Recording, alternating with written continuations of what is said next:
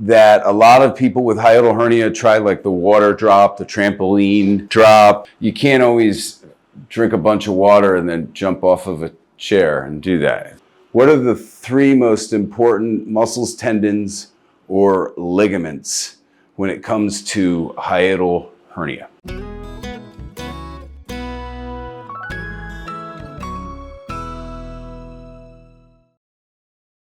So I have a hiatal hernia, folks, and I don't know what to do. I have back pain. What's the link between back pain and hiatal hernia? I'm going to show you right now. Okay, so she has back pain, and she's had sciatica before. I'm not saying her back pain is because of the hiatal hernia or that her back pain resulted in the hiatal hernia or vice versa. Okay, that's not what I'm saying, but there is a link between the two. Okay, and I'll show you right now. So her pelvis was not level. And I can tell by the way she stands. And then when she lays down, I can tell by doing leg checks and then also bending the knee. And I can see where there's tension on one side versus the other. There's a lot of different tests that I can do. So what I've done is corrected her alignment.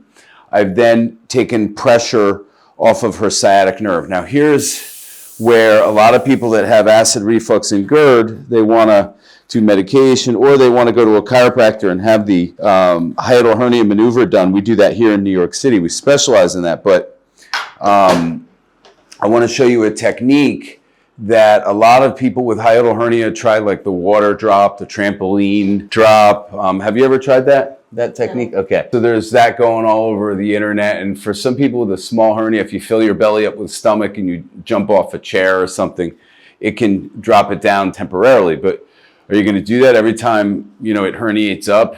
Whether you've been, sitting on the toilet and you're constipated and it herniates back up, it happens. It's a chronic condition. You can't always drink a bunch of water and then jump off of a chair and do that. So, and for a lot of people, it doesn't work, that system, because the stomach will empty out anyway quick. So that being said, we're going to do something similar in the sense that I'm going to grab onto her diaphragm, her thoracolumbar spine, and I'm going to do a wide grip, and I'm going to hold her rib cage in one place while I pull and distract her lower spine down. And what's connected to the lower spine? The stomach. The stomach is connected to the lower spine, the lumbar spine, via the anterior longitudinal ligament. So I'm going to pull that part down, and we're going to start pulling the stomach down while I place my hand on the diaphragm and hold the diaphragm in place, and we distract it down. And we have equipment here to do that. So it's also called Cox flexion distraction technique. You can also do it with a decompression table. So we're going to place our hand at T11, T12, and then this table, I have a pedal here I'm pressing, and you'll notice the table's stretching her lower half of her body out. And this also is used to treat sciatica and decompression for sciatica. So we're doing that. We're opening up that thoracolumbar area, pulling the stomach down, holding the diaphragm in place. And this is another technique that we can do to pull that stomach down. We do that, and then we do the hiatal hernia maneuver right after. In her case, she uses the reflux shield. She just bought it. We're on our 4th treatment. And you're on 4 treatments, and how much improvement so far? Yeah, about 90% from, I don't know. I came in, like, pain-wise, 10. Okay. So now my pain is, I would say, at 3. A 3, okay. Great. And you're not taking medication anymore? No. Okay, so now that we pulled the stomach down, stretched it out, we've also done the hiatal hernia maneuver. Now we've corrected her pelvic misalignment. I'm going to have you turn over on your back, please. Now we're going to check one of the most important muscles related to hiatal hernia.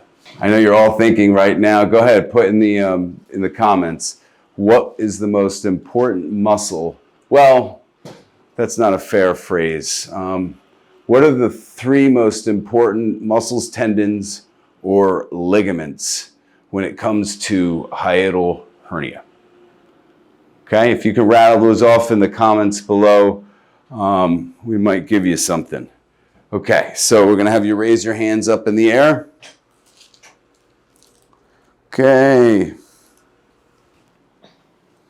She has sciatica in the past on the right side. You can bend this knee, so we're gonna check the right psoas. And I just gave you one of the clues. I just gave you a big clue. So we're releasing this muscle. This muscle is attached not only to her hip, and it's a hip flexor. So if you have back pain, or you have difficulty putting your shoes or socks on in the past when you're having a flare up of your back, have you ever had that before? Yeah. She's shaking her head.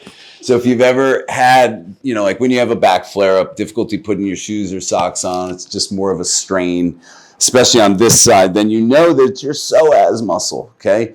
That upper fiber, the lower fiber of the psoas attaches to your hip on the inside of the groin. The upper fiber attaches to your diaphragm. Boom. There's the connection. So I just gave you one answer. Psoas muscle. Iliopsoas, it's also called, and it's spelled with a P. So we're going to release that. It's a little tender, isn't it? Yes. Yeah. It kind of takes your breath away. It's pretty intense. It's halfway between the belly button and the ASIS. That's how you get to it. You got to move, the belly a little bit and kind of get under there. It's a deep muscle that runs alongside the spine. So we're kind of moving the intestines out of the way and all the organs out of the way to get down there. You kind of got to come at an angle, a diagonal angle in to get to it. Okay, and this has everything to do with the ability of your rib cage to raise and lower. Okay, so now her hips and pelvis is aligned. She can now take a fuller breath, a deeper breath. Her rib cage can rise and lower, and the stomach can pull down out of that diaphragm, but also come up and go back down. Now she's going to begin her breathing exercises that we've given with the reflux shield, so she can do that. If you suffer from hiatal hernia, you should definitely see a chiropractor. But to physically pull the stomach down, not every chiropractor knows how to do that. That's where I came up with the reflux shield. So you can do that yourself at home. But this work is stuff that you can't do at home. This is where you need the help of a chiropractor. And you'll get even better results with the reflux shield, especially if you have back issues. Thanks for tuning in, and thank you for letting us do this video. Thank you guys so much. If you got anything from this video, or even if you just like this view of the Empire State Building and the Chrysler Building, give me a like, and don't forget to subscribe. Appreciate you guys.